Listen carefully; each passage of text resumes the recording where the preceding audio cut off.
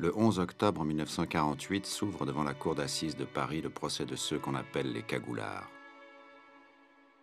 40 accusés sont assis dans le box, sauf un, allongé au premier rang sur une civière. Il s'est brisé la colonne vertébrale en se jetant du deuxième étage de l'hôpital. Les faits qui leur sont reprochés remontent à la fin des années 30. La guerre, l'occupation, la libération, 10 ans se sont écoulés depuis ces faits. Et pourtant la République restaurée entend leur demander des comptes. Car au-delà des assassinats et des attentats que contient l'acte d'accusation long de près de 1000 pages, c'est bien d'atteinte à la sûreté de l'État et de tentative de putsch qu'il est question. L'histoire de la Cagoule, cette organisation terroriste qui entreprit de renverser la République en 1936, demeure l'unique exemple en France d'une tentative fasciste de prise du pouvoir.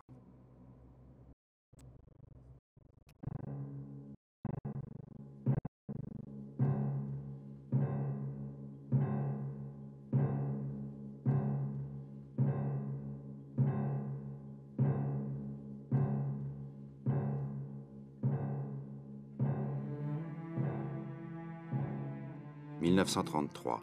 L'Europe n'est pas encore sortie de la crise qui a débuté en 1929 et a atteint la France 2 ans plus tard. Après la guerre de 14-18, la France est le pays d'Europe qui compte le moins de jeunes. Un pays d'orphelins, de femmes âgées et de vieilles filles. Et surtout d'anciens combattants. Ils sont 6 millions, près d'un homme sur 2.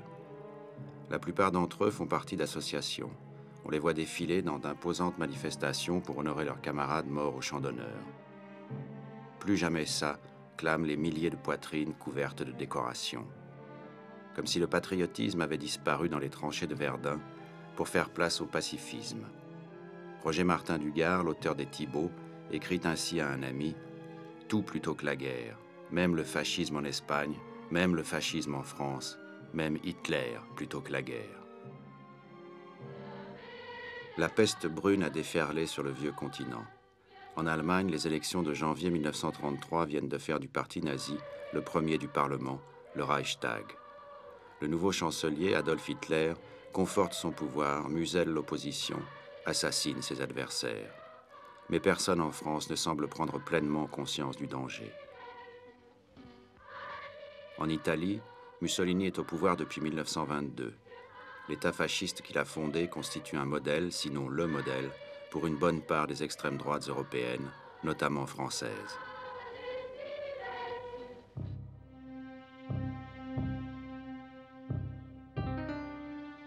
En France, la crise économique touche durement le pays.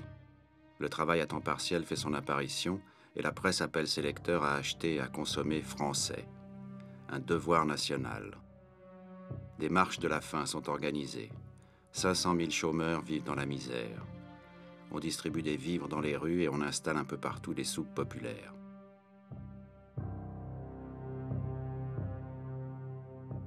Le régime, impuissant, est désigné comme le premier responsable. Nombreux sont ceux qui contestent les institutions de la République et dénoncent la stérilité des débats parlementaires, la valse des ministres et la corruption des dirigeants. Dans ce contexte de crise économique et morale, se développent de nombreux mouvements qui rejettent violemment les règles de la démocratie.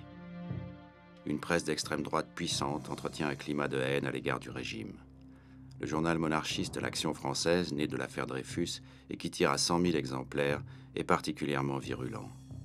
Tous les jours, Charles Maurras et Léon Daudet, fils du célèbre Alphonse, fustigent avec une violence inouïe la République, cette gueuse à laquelle ils attribuent tous les maux dont souffre la France.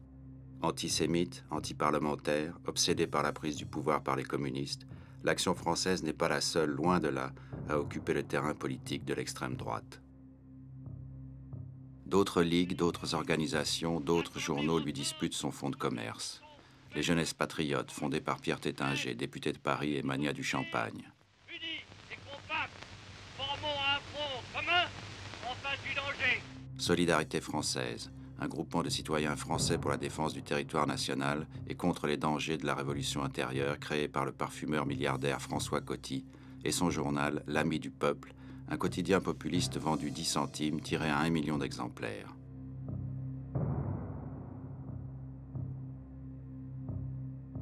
Enfin, à la jonction de cette extrême droite et des partis conservateurs traditionnels, on trouve les Croix de Feu.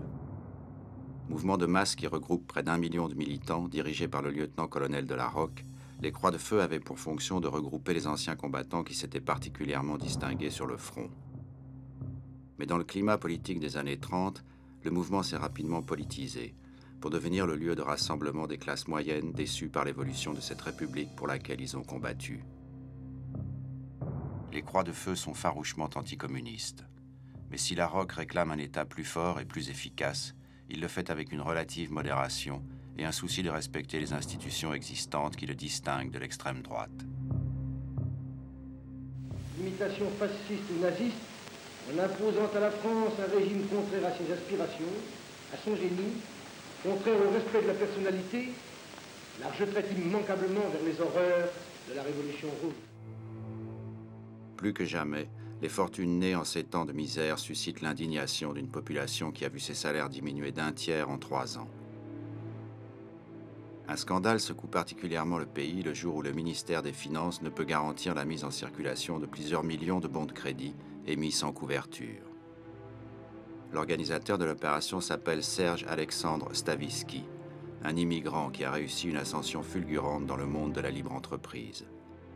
Soutenu par d'habiles avocats, Stavisky disposait aussi de l'appui de nombreux politiciens, députés, anciens ministres ou ministres en exercice et hauts fonctionnaires de la police.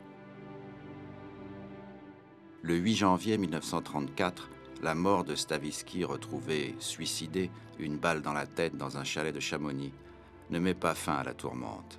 La presse d'extrême droite se saisit de l'affaire et entretient un climat d'agitation sur le thème « Tous pourris ».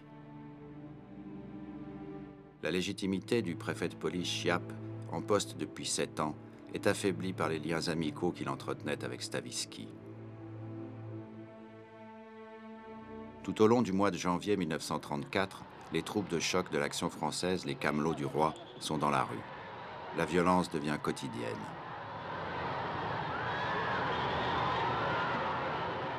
Il faut que la France sache dresser un rempart infranchissable contre le désordre et l'anarchie. Le chef du gouvernement, Camille Chautemps, donne sa démission. Pour la première fois dans l'histoire de la Troisième République, une majorité parlementaire a capitulé. Son gouvernement abandonne le pouvoir sous la menace de la rue.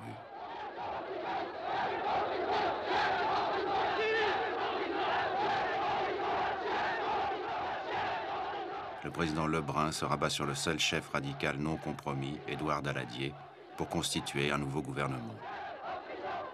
Nous sommes résolus à ne pas nous soumettre au diktat de la violence. Le 3 février, le préfet de police Chiappe est démis de ses fonctions. 2 jours plus tard, des tracts appellent à une gigantesque manifestation pour le lendemain.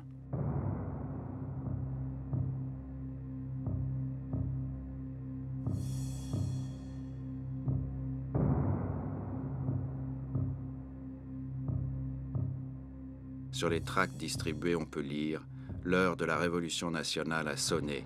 Le peuple de Paris proclame la déchéance du Parlement. » La veille, Léon Daudet a écrit dans son éditorial de l'Action française « Je peux dire qu'à cette heure-ci, nous tenons Paris. Nous, royalistes, demain, nous tiendrons le pays tout entier. » Tous les mouvements appellent à manifester devant l'Assemblée nationale. Le 6 février, les Croix de Feu du colonel de la Rocque se rassemblent en 2 points, rive gauche et rive droite, tout près du pont de la Concorde. À 19h30, alors qu'éclate la première fusillade, des milliers de manifestants, en majorité des Camelots du Roi, se lancent à l'assaut du pont de la Concorde et se ruent en plusieurs vagues sur le Palais Bourbon.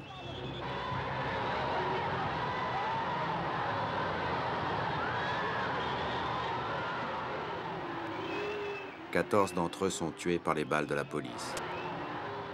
Sur la rive gauche, 2000 Croix de Feu occupent la rue de Bourgogne à 2 pas de la Chambre des députés. Un barrage dérisoire, 50 gardes mobiles, barre la rue Saint-Dominique. Il suffirait d'un ordre des Croix de Feu pour les balayer et occuper l'Assemblée nationale. Mais le colonel de la Rocque arrête les manifestants. La Chambre des députés est sauvée. Une image nostalgique entra à l'imagination des durs, des bagarreurs frustrés. La Chambre des députés, livrée à la colère des manifestants dans l'émulation collective. C'est le comportement du colonel de la Rocque qui est le plus critiqué. On le tient pour responsable de l'échec du 6 février. Il a trahi. Ses troupes, les Croix de Feu, étaient les mieux placées face à un service d'ordre très insuffisant pour marcher droit sur la Chambre. La droite activiste a l'impression d'être passée à côté d'une réelle occasion de renverser le régime et de prendre le pouvoir. Elle devra attendre la défaite de 1940. Le lendemain, devant la faiblesse et la vulnérabilité croissante de la Troisième République, Édouard Daladier remet sa démission, en dépit du vote de confiance que les députés lui ont accordé à une large majorité.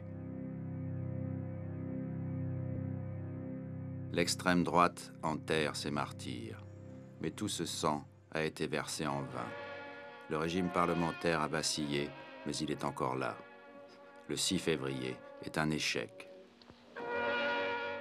Constatant l'apathie des dirigeants de l'Action française et leur manque de volonté de conduire un véritable mouvement insurrectionnel, 70 des principaux membres de la Ligue de la 17e section des Camelots du Roi écrivent une lettre au chef du mouvement royaliste, les accusant de laisser dépérir leur mouvement. Aussitôt exclus de l'organisation de Charles Maurras, ils fondent alors un minuscule mouvement, le Parti national révolutionnaire. Déclarée à la préfecture, cette organisation va devenir l'ossature de la future cagoule. C'est le journaliste Maurice Pugeot qui, le premier, leur donnera pour les ridiculiser le surnom de cagoulards. La tête pensante de la cagoule, c'est Eugène Deloncle. Polytechnicien, bourgeois respectable qui a terminé la guerre bardé de citations, ingénieur au chantier naval de Saint-Nazaire, c'est un homme d'action. Son livre de chevet, Technique du coup d'État de Malaparte. Son frère Henri est le comptable et le trésorier de l'organisation. L'homme de confiance du patron, c'est Jacques Corrèze. Il fait partie de la famille Deloncle avec qui il vit. À la cagoule, il est responsable du trafic d'armes et chargé des exercices de tir. Mais l'homme de main de Deloncle, l'exécuteur des basses œuvres, s'appelle Jean Filiol. Très violent, agitateur né, il a la réputation de porter en permanence un revolver sous l'aisselle. Mais son arme favorite reste la baïonnette. Filiol participera à tous les crimes de la cagoule.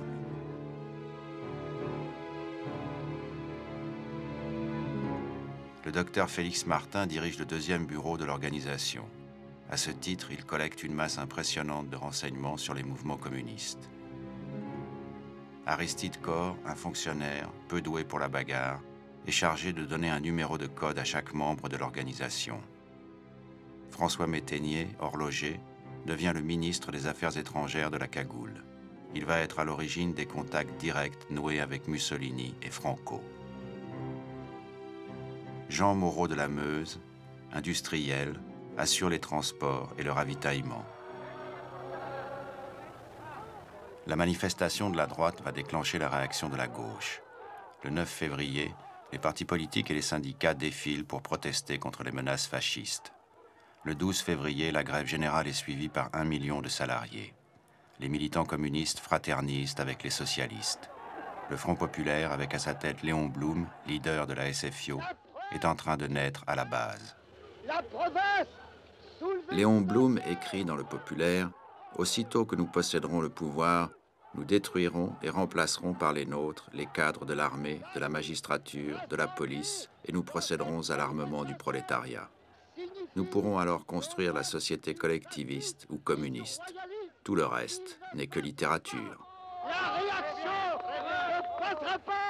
En janvier 1936, le programme de gouvernement entre les radicaux, les socialistes et les communistes est signé. Vive l'unité prolétarienne! La perspective d'un gouvernement de gauche dirigé par Léon Blum devient un véritable cauchemar pour l'extrême droite. Léon Blum devient l'homme à abattre. Le 13 février 1936, jour des obsèques de l'historien royaliste Jacques Bainville, une foule nombreuse attend le passage du convoi funéraire. Léon Blum quitte le Palais Bourbon en voiture, mais se retrouve bloqué boulevard Saint-Germain. Plusieurs manifestants monarchistes conduits par Jean Filiol, l'homme de main de la cagoule, le reconnaissent. Des huées fusent. À mort Blum. Une cinquantaine de manifestants de l'Action française bloquent la voiture et en brisent les vitres. Blum, frappé au visage, saigne abondamment, mais il réussit à s'échapper. On retrouvera son chapeau au siège de l'Action française lors d'une perquisition. L'attentat dont il a été victime le 13 février annonce le sort qui lui est réservé s'il accède au pouvoir. À 6 heures, suppression des journaux socialistes. À 8 heures, on fusille Blum, écrit le journal Solidarité française. Le lendemain de l'attentat, le président du Conseil signe le décret qui dissout les ligues de l'Action française. Pour Maurras, qu'il appelle le gentle youth, l'idée même que le juif Blum puisse accéder au pouvoir est une insulte à la France vibrante, patriotique et nationaliste. Dans l'Action française du 9 avril 1935, il écrivait déjà « Ce juif allemand, naturalisé ou fils de naturalisé, a usurpé notre nationalité pour la décomposer. C'est un détritus humain, à traiter comme tel. C'est un homme à fusiller, mais dans le dos. »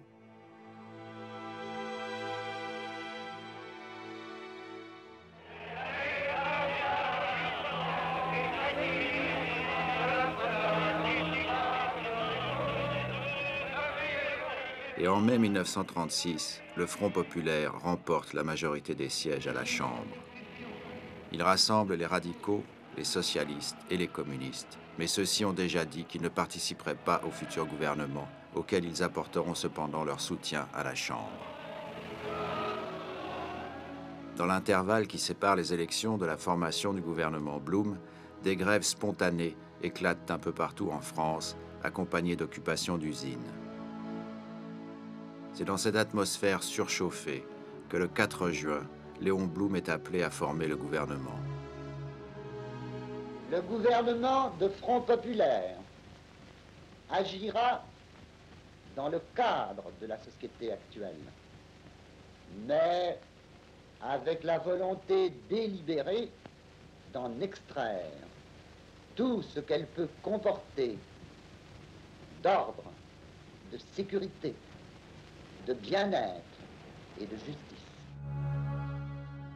Le 6 juin, alors qu'il s'apprête à parler à la tribune de la Chambre, Xavier Vallat, l'un des orateurs de la droite, futur membre de la Cagoule et futur commissaire général aux questions juives sous Vichy, s'écrie « Messieurs, pour la première fois, ce vieux pays gallo-romain sera gouverné par un juif. »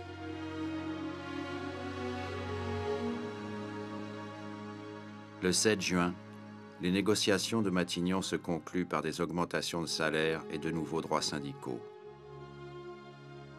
Nous accorderons au gouvernement socialiste une collaboration étroite, fraternelle et sans éclipse.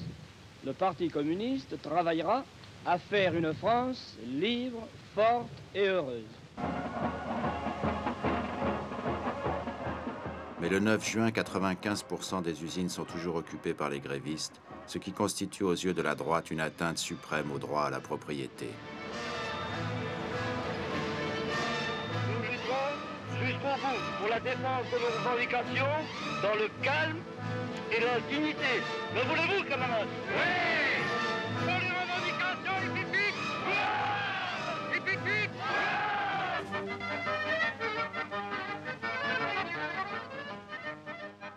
40 000 grévistes occupent les usines Renault. Il y règne une véritable atmosphère de fête.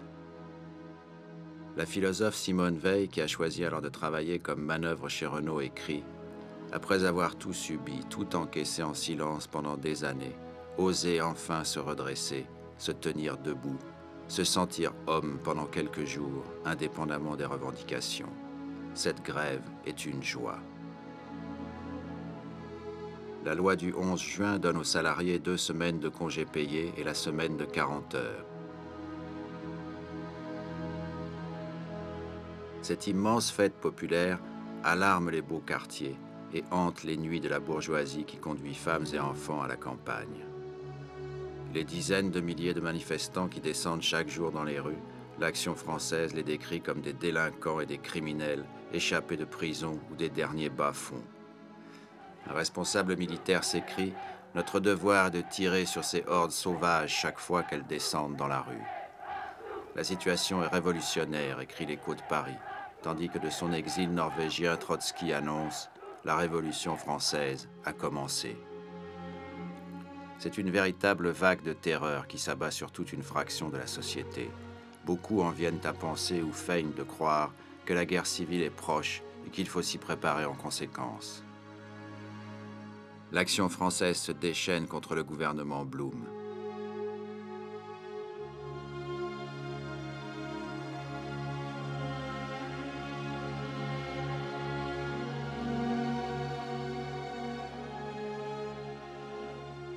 Eugène Deloncle déclare au patron « Nous sommes là pour vous aider à museler le danger communiste. Aujourd'hui, on campe dans vos entreprises, les ouvriers occupent vos ateliers, on vous a séquestrés, mis à la porte de vos bureaux. Demain, les moyens de production seront confisqués. Nous sommes là, patriotes résolus, pour vous défendre. » Le 18 juin 1936, Blum dissout la totalité des ligues. Le décret est ratifié par la Chambre. Officiellement, les droites activistes ont cessé d'exister. Le même jour, Eugène Deloncle, Jean Filiol et les dissidents de l'Action française décident de s'aborder leur parti, le PNR, et d'entrer dans la clandestinité en créant une organisation secrète, le Comité secret d'action révolutionnaire, qui entrera dans l'histoire sous le nom de la Cagoule. La Cagoule se donne comme objectif la prise du pouvoir par un putsch préparé par des groupes clandestins. À la différence des bandes fascisantes, la Cagoule est un monde de col blanc, d'ingénieurs, de cadres de l'industrie. Fasciné par les sociétés secrètes, Deloncle la construit comme une franc-maçonnerie avec ses rites, ses serments, ses signes de reconnaissance. Chaque adhérent doit choisir un pseudonyme. Eugène Deloncle devient Marie ou le patron. Jean Filiol, Philippe, Jacques Corrèze, la Bûche, Aristide Corre, Dagor, Maurice Duclos, Saint-Jacques. Les membres de l'organisation ne connaissent que leur supérieur direct. En entrant dans la Cagoule, il faut prêter serment de fidélité et de secret absolu. Ceux qui manquent à la règle s'exposent à une condamnation à mort. 2 trafiquants d'armes, membres de la Cagoule, sont exécutés pour avoir détourné de l'argent du mouvement. Le premier, Maurice Juif, est exécuté en Italie. Le second, Léon Jean-Baptiste, disparaît mystérieusement dans le bois de Vincennes. L'organisation est formée de petits groupes de combat de 7 à 12 hommes, disposant de fusils de chasse, d'armes légères et de grenades. En tout, plus de 2000 hommes en armes, entraînés lors des exercices de tir et à qui on fixe des objectifs précis en vue de l'insurrection. Mais Deloncle assure pouvoir lever une armée de 12 000 hommes, rien qu'à Paris. La Cagoule a un comité directeur, véritable gouvernement civil, chargé de toutes les décisions politiques importantes. Toute l'organisation est étroitement cloisonnée et sa structure calquée sur celle de l'armée. À sa tête, un état-major divisé en 4 bureaux. Discipline et surveillance des membres, renseignement, entraînement militaire et préparatifs du plan d'insurrection, logistique. L'organisation secrète a besoin d'un paravent légal. Elle va le trouver auprès de l'Union des comités d'action défensive, un mouvement qui compte 3000 membres, créé par un vieux militaire, le général d'aviation Edmond Duseigneur, Saint-Cyrien, croix de guerre et chef de cabinet du ministère de l'Air en 1918. Le vice-président en est le duc Pozzo di Borgo, issu d'une vieille famille corse. Leur mouvement donne régulièrement ses consignes aux Français. Devant le péril d'extrême gauche, organisez-vous, créez des comités de quartier, au besoin, stockez des armes. C'est le général Duseigneur qui, sous le pseudonyme de l'archevêque, va diriger la Cagoule lorsque Deloncle est absent.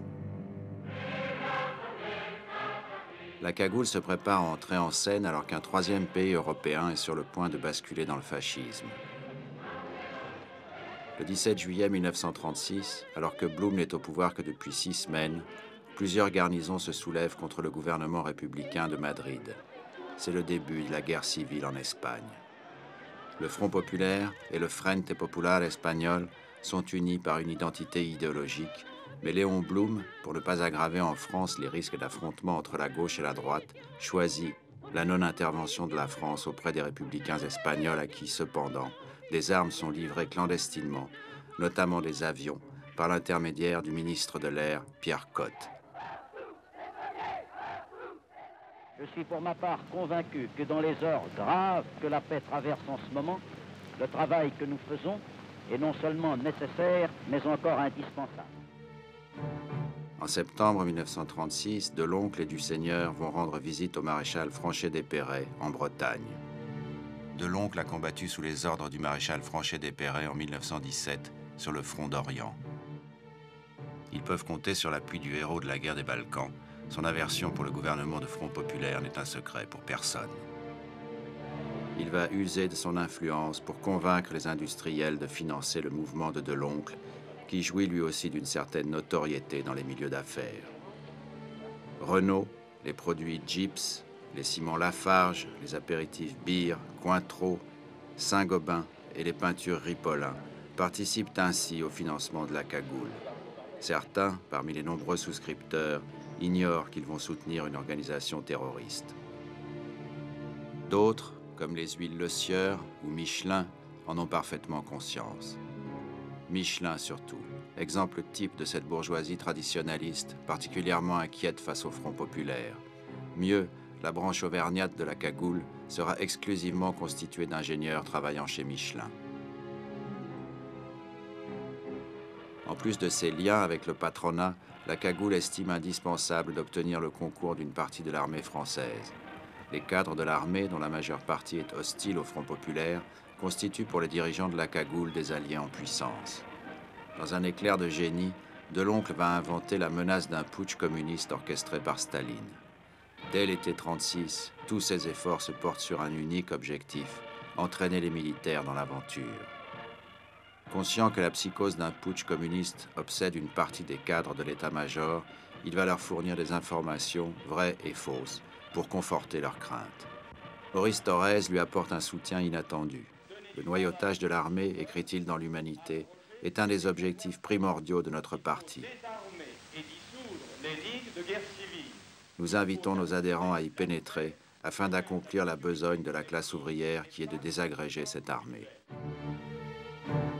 Une première rencontre a lieu entre le maréchal Pétain, héros de Verdun, et le général Duseigneur en décembre 1936. Pétain a été nommé ministre de la guerre au lendemain des émeutes du 6 février. Séduit par l'anticommunisme des cagoulards, il n'est pas prêt pour autant à s'engager davantage. Le maréchal Franchet-Desperrey, pour qui Pétain a des sympathies, organise une entrevue entre Deloncle et le commandant Loustano-Lacot, le chef de cabinet de Pétain. Loustano-Lacot a mis sur pied le réseau Corvignol, une organisation secrète qui traque les communistes dans les casernes. La cagoule lui apparaît comme un moyen de lutter contre la pénétration communiste dans l'armée. Mais il rejette l'idée d'un coup d'État et refuse de s'engager davantage. Quelques officiers, cependant, passeront outre et s'engageront dans l'organisation de Deloncle, qui réussit ainsi à infiltrer partiellement l'armée. À la fin de l'année 1936, la cagoule est assez structurée pour organiser des opérations. En attendant le putsch, Deloncle entreprend toute une série d'actions inscrites dans une stratégie de déstabilisation du Front populaire. Donnez-moi la preuve que vous êtes capable de tuer un ennemi et je vous aiderai, demande au cagoulard le maréchal Franchet-Desperrey, qui a besoin de cette preuve pour obtenir plus d'argent des milieux financiers. Il lui faut un symbole. Le docteur Martin griffonne alors 3 noms sur des petits papiers et en tire un au hasard. Ce sera Dimitri Navachine. Le 24 janvier 1937, un promeneur découvre avenue du Parc des Princes, en bordure du bois de Boulogne, le cadavre d'un homme gisant dans un bain de sang. À ses côtés, un chien, mort également. Leur route vient de croiser celle du tueur Jean Filiol. Navachine est directeur de la Banque commerciale pour l'Europe du Nord, un établissement chargé des intérêts soviétiques en France. Il est très lié au gouvernement Blum et ami personnel de plusieurs ministres. La mort de Dimitri Navachine fait l'effet d'une bombe dans les milieux de la haute finance. La police laisse entendre que Navachine travaillait pour les services secrets soviétiques. Sa disparition ne peut que soulager ceux qui sont hostiles à un rapprochement avec l'Union soviétique. L'assassinat n'étant pas revendiqué, on commence à parler d'une mystérieuse organisation.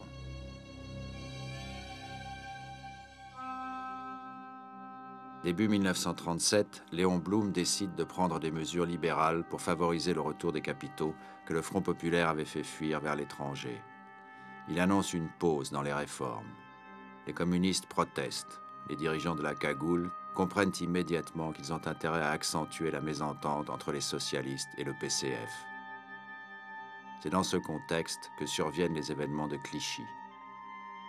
Le 16 mars, plusieurs centaines de membres du Parti social français doivent se retrouver à Clichy pour la projection d'un film, La Bataille, en présence du colonel de la Rocque. Indigné, le maire socialiste appelle tous les républicains et démocrates à manifester le même jour devant sa mairie. Une partie des manifestants se détache du cortège pour se diriger vers le cinéma. La foule se heurte aux forces de police. Des coups de feu éclatent.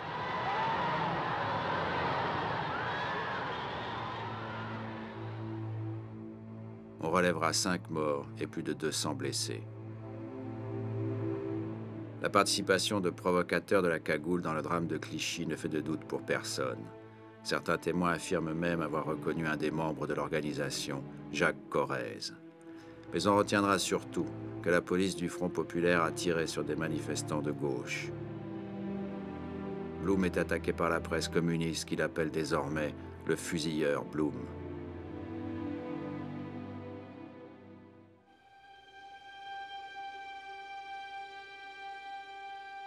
Cependant, la cagoule continue l'épuration dans ses propres rangs. Le 13 mai, des voyageurs découvrent dans un wagon de première classe du métro le corps ensanglanté d'une jeune femme, une baïonnette plantée dans la nuque. Arme identique à celle qu'utilise habituellement Filiol. Cette jeune Italienne, Laetitia Touro, soupçonnée un moment de travailler pour les services secrets italiens, est en fait la maîtresse de Gabriel Jeantet. C'est lui qui reçoit le serment de fidélité des adhérents. Ce dernier lui confiait des secrets et elle avait été trop bavarde. Filiol l'a supprimé, avouera 6 mois plus tard le cagoulard Locuti. L'Action française, qui relate l'assassinat en quelques lignes, continue sa campagne contre Blum et rend compte à sa manière le même jour du dernier Conseil des ministres.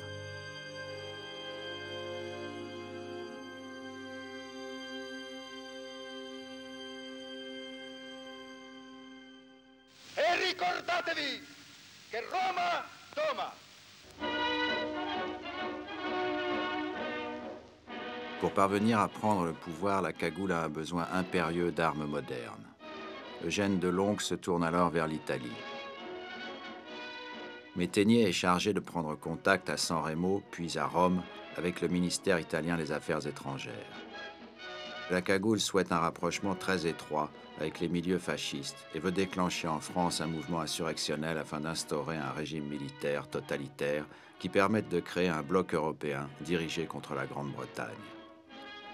Les services secrets italiens sont intéressés, mais demandent des gages à la cagoule, comme l'exécution d'opposants antifascistes réfugiés en France. Un homme est spécialement dans la mire du contre-espionnage italien, Carlo Rosselli, un socialiste antifasciste que Mussolini a fait interner en 1924 et qui s'est évadé, puis réfugié en France, où il a fondé le journal Giustizia e Libertà. En 1936, il a rejoint les brigades internationales quand a éclaté la guerre civile en Espagne. Blessé, il est revenu se reposer en France, à Bagnoles de l'Orne. En échange de plusieurs caisses de fusils Beretta semi-automatiques, la cagoule s'engage à liquider Rosselli. Le 9 juin, Carlo Rosselli, accompagné de son frère Nello, conduit sa femme en voiture à la gare où elle prend le train en direction de Paris. Puis ils reviennent vers Bagnoles. Leurs gestes sont surveillés par 2 membres de la cagoule. Il est 19h lorsqu'une voiture les double à grande vitesse, oblige leur véhicule à se rabattre et se met en travers de la route. Carlo a stoppé sa voiture. Nello descend de la vieille Ford. À peine a-t-il fait quelques pas sur la route qu'un des hommes sort un revolver et tire. Nello est atteint de plusieurs balles. Puis l'homme se précipite vers Carlo et vide son chargeur sur lui, le tuant sur le coup. Les cadavres des frères Rosselli sont transportés dans un fourré où ils seront découverts le lendemain par un promeneur. Quelques jours plus tard, la police interroge Filiol au sujet de l'assassinat des frères Rosselli, mais le laisse en liberté. Les services secrets italiens tiennent parole et font parvenir à Deloncle plusieurs caisses d'armes à la frontière italienne. De là, elles sont convoyées en France par Joseph Darnan, chef d'un petit groupuscule niçois absorbé par la cagoule, les Chevaliers du Glaive. Les armes sont ensuite dissimulées dans des caches, puis dispersées entre les différentes unités où l'on apprend à s'en servir. Quand les cagoulards se font contrôler avec des cargaisons d'armes, ils déclarent aux douaniers que le matériel est destiné aux républicains espagnols. Un ordre de Pierre Cotte leur demandant de fermer les yeux, ils les laissent passer.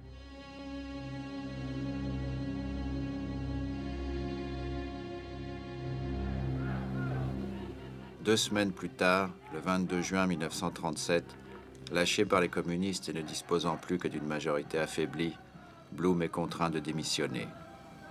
Mais son départ ne met pas fin au Front populaire et encore moins à la détermination des cagoulards à renverser la République. En Espagne, la guerre fait rage entre les républicains et les franquistes. Dans la nuit du 28 au 29 août 1937, les avions destinés aux républicains espagnols sont sabotés sur l'aérodrome de Toussus-le-Noble. Encouragés par les victoires de l'armée de Franco, les cagoulards cherchent à acquérir des titres de reconnaissance dans cette alliance fasciste dont la France serait l'un des maillons. Le 11 septembre, 2 bombes éclatent, l'une dans l'immeuble du patronat français, l'autre à l'Union des industries métallurgiques. Les 2 bâtiments s'effondrent, tuant 2 agents de police. La veille, Vogel, Vauclard et Locuti, tous 3 ingénieurs chez Michelin, avaient reçu les instructions de Métainier et Filiol, faire exploser les bâtiments symboles du patronat et en rendre les communistes responsables. Quelques jours après ces attentats, la police procède à une perquisition de routine chez Aristide Corre, chargé des renseignements et archiviste du mouvement. Elle y trouve la liste codée des adhérents. À partir de ce moment-là, la cagoule sans l'étau policier se resserrait autour d'elle. Le 16 septembre constitue un tournant décisif. Les nombreux documents trouvés au domicile d'Aristide Corre permettent de décoder les listes de noms et toutes les activités politiques. Sa naïveté et ses imprudences vont être à l'origine du démantèlement de la cagoule. Deloncle se rend compte que la police est sur le point d'infiltrer son organisation. Il décide alors une véritable opération d'intoxication destinée à faire basculer l'armée. Il informe ses contacts à l'état-major militaire qu'un putsch communiste est prévu pour la nuit du 15 au 16 novembre. Deloncle demande aux militaires de rejoindre les membres de son organisation déjà prêts et armés afin de réprimer ensemble l'insurrection bolchevique et sauver la France d'un danger mortel. Jouant sur la crédulité des généraux, la cagoule va tenter de prendre le pouvoir en fomentant un véritable putsch contre la République. L'ordre de mobilisation des troupes de l'organisation secrète est donné à Paris. Le complot prévoit d'investir tous les points névralgiques de la capitale, l'Élysée, puis les ministères, et d'arrêter ou exécuter de nombreuses personnalités. Des plans de l'appartement de Léon Blum et des différents ministères à occuper sont distribués. On y joint les itinéraires menant à travers les égouts, à l'Élysée notamment.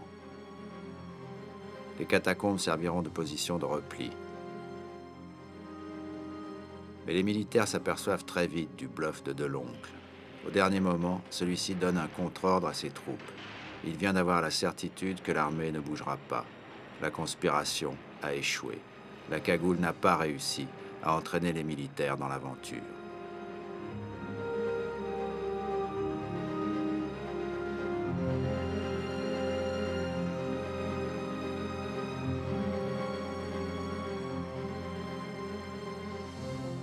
Le 18 novembre, lors d'une série de perquisitions rue Ribera, rue Ampère et surtout à Rueil-Malmaison, les policiers découvrent les entrepôts d'armes de l'organisation. Les hommes de la sûreté, qui connaissent à présent les principaux chefs de l'organisation secrète, se décident à les arrêter. Le 22, la police se rend dans l'appartement d'Eugène Deloncle, mais celui-ci a eu le temps de se réfugier chez des sympathisants. Le 23, au cours d'une perquisition au 78 rue de Provence, où Henri Deloncle, le frère d'Eugène, conserve les principaux documents du mouvement, la police met la main sur les preuves de la préparation du putsch. Le même jour, le ministre de l'Intérieur, Marx Dormoy, convoque les journalistes pour leur annoncer la découverte d'un complot contre les institutions républicaines et la mise en échec d'une conspiration d'extrême droite visant à prendre le pouvoir. Dans les rangs de la cagoule, c'est la débandade générale. Le 24, Henri Deloncle est arrêté. Le lendemain, à 1h du matin, à l'angle de l'avenue de l'Opéra et de la place du Théâtre Français, des policiers mettent la main sur son frère Eugène, le patron, qui n'oppose aucune résistance. Le même jour est arrêté le général du Seigneur.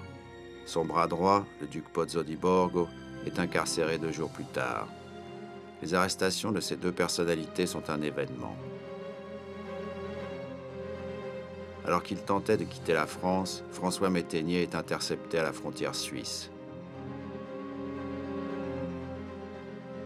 Malgré la découverte quasi quotidienne des caches où les cagoulards ont accumulé leur immense arsenal, malgré la mise à jour des informations précises et confidentielles amassées par les archivistes du mouvement, rien ne semble vraiment sérieux ou menaçant. La presse, les milieux politiques, ironisent sur les membres de la cagoule, les traitant de conspirateurs d'opérette. Et l'opinion ne retient finalement que ce piteux complot raté contre la sûreté de l'État. Le côté folklorique de l'organisation fait la joie des caricaturistes.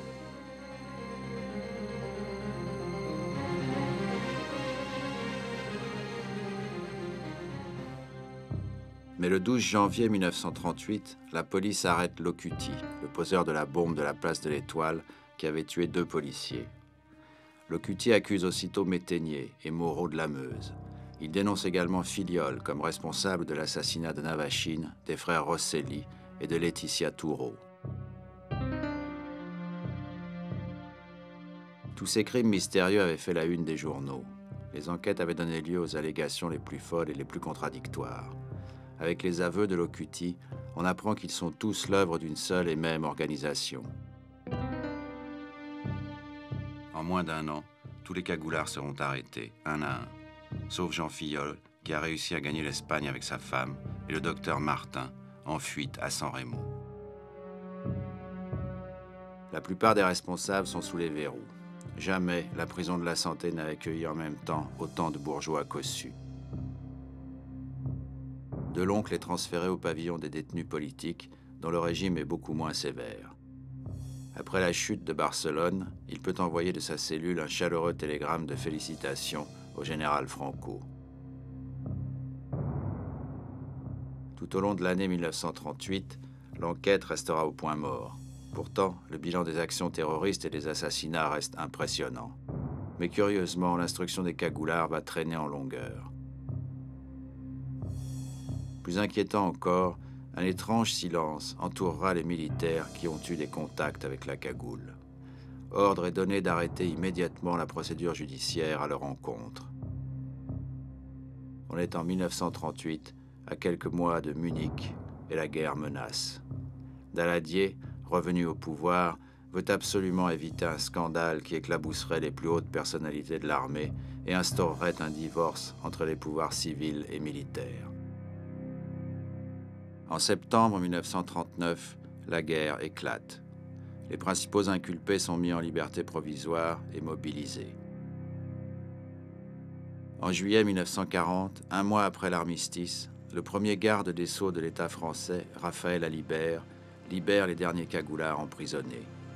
Il aura fallu attendre 1940 pour que Pétain instaure le régime dont rêvait l'extrême droite française. Pétain au pouvoir, Deloncle écrit « Notre programme est au gouvernement ». Dès le 10 juillet, les anciens cagoulards sont regroupés autour du maréchal Pétain. On remarque la présence des anciens dans tous les rouages du gouvernement de Vichy. François Métainier est détaché à la présidence du gouvernement. Mais on retrouve aussi une poignée d'anciens cagoulards à Londres, où ils ont rejoint le général de Gaulle.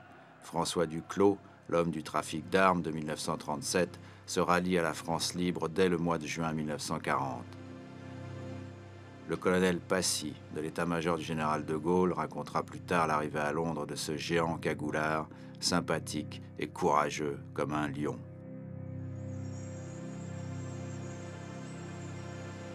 D'autres membres de la cagoule ont choisi la collaboration. En juillet 1941, l'attaque de l'Allemagne contre l'Union soviétique est applaudie par les anti-bolcheviques français. Le 7 juillet, les journaux de Vichy annoncent la création de la Légion des volontaires français, dont Deloncle est, avec Déat et Doriot, le fondateur.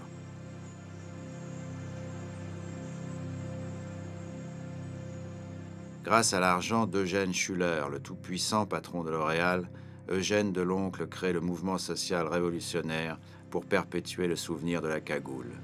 Il déclare « Le MSR, M et SER va succéder à l'organisation que j'ai fondée en 1936. » Les cagoulards combattent désormais un visage découvert.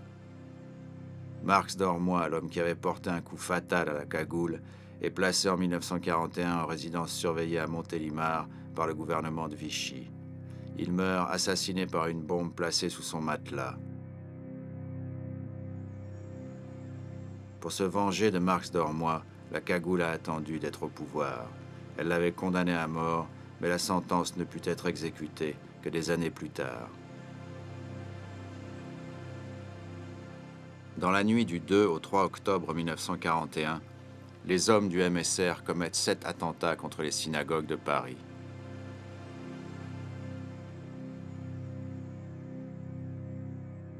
Mais en même temps, Deloncle inquiète le gouvernement de Vichy. Ces initiatives déplaisent aux Allemands qui, à l'époque, veulent apparaître sous un jour rassurant.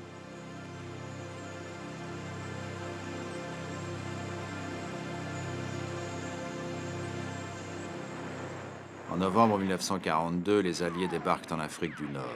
Deloncle, convaincu à présent de la défaite de l'Allemagne, entreprend sa reconversion et part pour Alger, où il entre en contact avec des éléments anti-nazis des services secrets allemands. Ses activités ne passent pas inaperçues et la Gestapo décide de l'éliminer. Il est abattu chez lui en janvier 1944.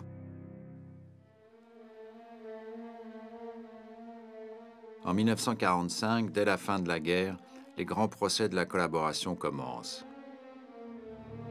À la première audition du procès du maréchal Pétain, le procureur général rappellera que l'accusé entretenait des relations avec les principaux membres de la cagoule. Dans son entourage immédiat, on retrouve en effet les noms d'Alibert, Métainier, Darnan, Filiol, tous membres de la cagoule.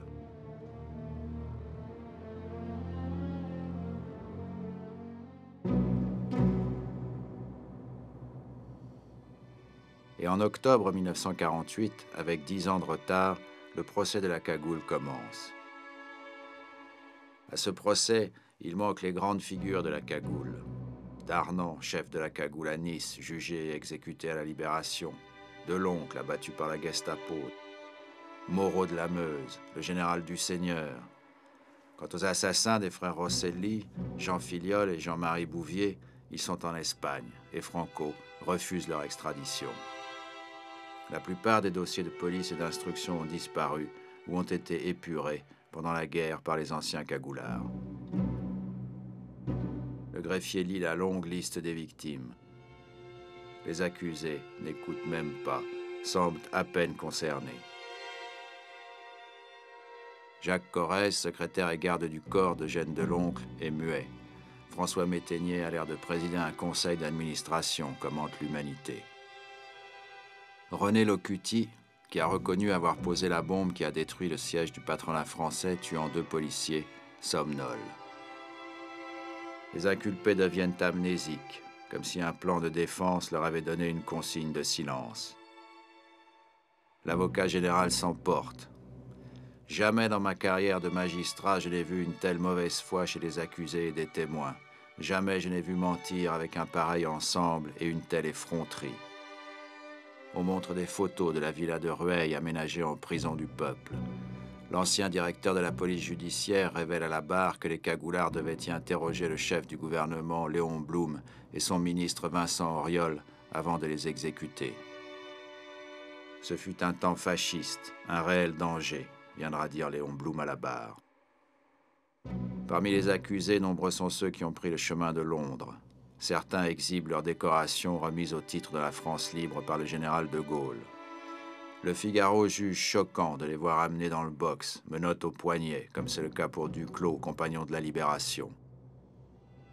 Défilant avec les témoins, le commandant Loustono Laco s'écrie « Sans les hommes de la cagoule, le général de Gaulle n'aurait été qu'un clairon impuissant. » À la question « Les chefs militaires des années 30 se sont-ils compromis avec la cagoule ?» Édouard Daladier, qui succéda à Blum en 1938 à la tête du gouvernement, affirme que les membres du Conseil supérieur de la guerre n'ont jamais eu de contact avec le mouvement de Deloncle. Qui payait ? Demande le président. Pierre Michelin, pour 1 million, répond Gabriel Jantet. Mais la presse n'attache pas une grande importance à ces révélations. Tout cela semble bien lointain. Un mois plus tard, le procès de la cagoule se termine. Le verdict est surprenant. 11 acquittements, 10 peines d'emprisonnement ferme et le sursis pour tous les autres. La presse, qui avait cessé de rendre compte du procès, consacre quelques lignes seulement au jugement rendu. La plupart des condamnés bénéficieront de la loi d'amnistie du 16 août 1947. Si la cagoule est bien morte, son esprit ressurgit une fois encore pendant la guerre d'Algérie. On retrouve le docteur Martin à Alger en 1961, lors du putsch des généraux. Dans un ordre du jour de l'OAS, daté du 17 juillet 1961, on peut lire « Ceux qui parlent au nom de messieurs Rothschild, Lazarev, Lazare et compagnie vous mentent. » On reconnaît le style. Puis l'organisation secrète disparaît dans les nécropoles de l'histoire.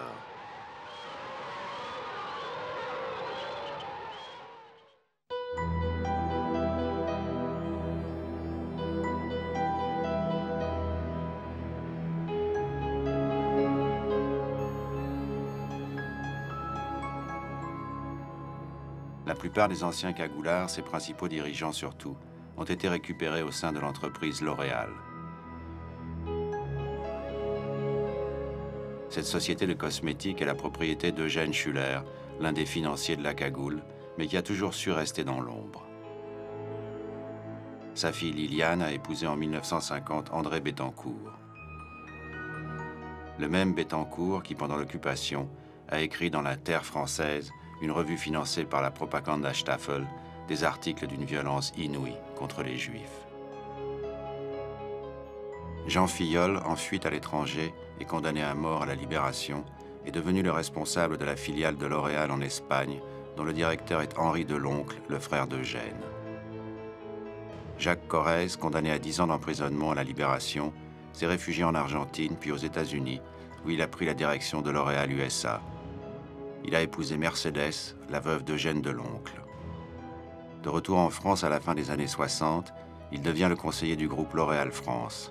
Il meurt d'un cancer à Paris en 1991.